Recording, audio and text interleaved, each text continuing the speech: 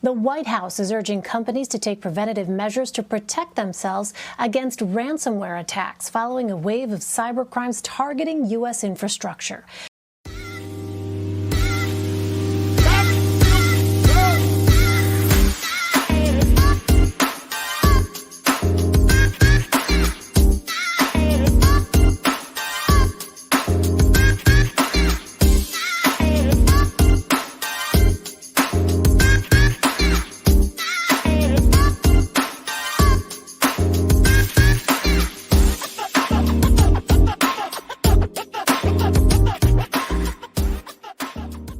Three attacks were confirmed this week, including a ransomware hack on the world's largest meat supplier, JBS.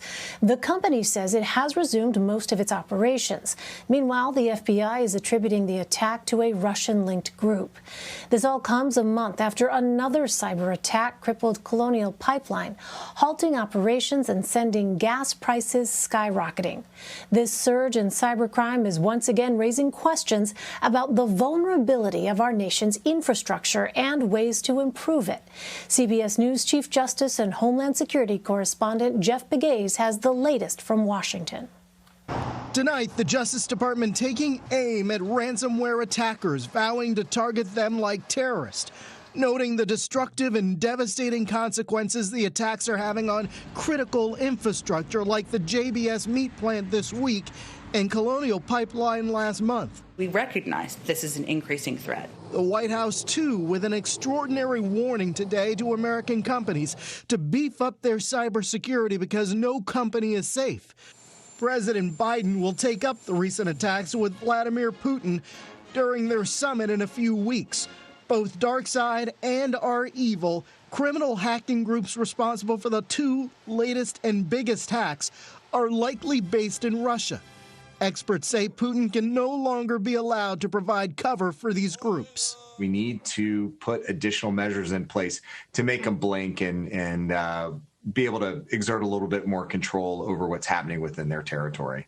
U.S. consumers already facing high meat prices at the grocery store could see that continue in the short term because of the JBS hack. Right now, there is no federal requirement that meat processors have cybersecurity protections in place, something members of Congress want addressed.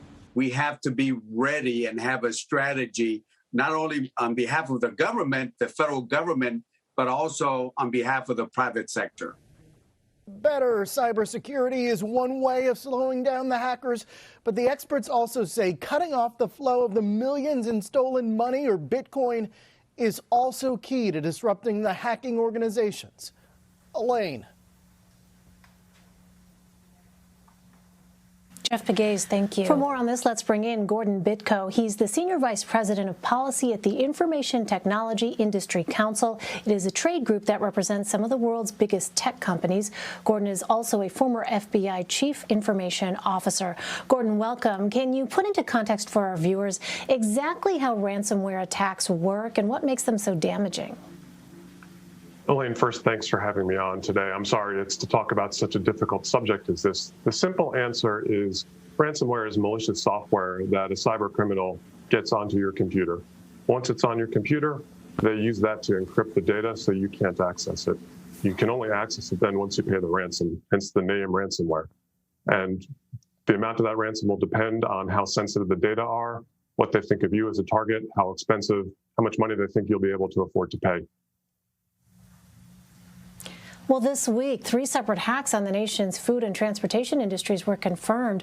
What are some reasons U.S. companies and businesses are such popular targets for hackers? Well, first of all, it is a global problem. It's not just U.S. companies, unfortunately. If you look back just a couple weeks ago, the Irish national healthcare system was also targeted and victimized by ransomware. So it is something people around the world have to be aware of. But then I think that there's a couple of reasons why we've seen such a spike recently with U.S. companies. First off, there's lots of opportunities. Lots of U.S. companies are online. More and more of their business is moving online, which makes them better and better targets for cyber criminals who, frankly, a lot of the time are just looking for targets of opportunity. They're not necessarily picky. So that's one factor. But the second one is, I don't think it's entirely a coincidence that you look at these targets, you look where the criminals are coming from, and putting two and two together, the Russian government certainly is at least giving tacit approval to targeting of U.S. companies. Well, what do you think these recent cyber crimes say about how vulnerable the country's critical infrastructure is? And do you think we'll continue to see more of these attacks if this issue remains unaddressed? I think the unfortunate history, Elaine, of cybersecurity activities and cyber criminals it's going in one direction. There's more and more. The more attacks we see, the easier it becomes. Those tools spread everywhere. Once one criminal's used them, it's very easy for other criminals to take advantage of those same tools. And so that makes it easier and easier, and the barriers to entry get lower and lower for cyber criminals. So unless there is a really concerted effort on the part of industry and government in the US and in allied countries working together, this is going to continue to proliferate. It's going to get worse and worse. The costs are going to increase. The potential compromises of critical infrastructure are going to only increase. So then, Gordon, what are some preventative measures that companies can take to avoid being victims of a cyber attack? Well, there are a number of things that industry can do, and that, frankly, industry and government have to work on together. There's some good guidance that the White House just did put out from Deputy National Security Advisor Ann Neuberger yesterday, providing some recommendations to industry to take into account the same guidance that the government took on itself for its own cybersecurity in the executive order that President Biden just signed a few weeks ago.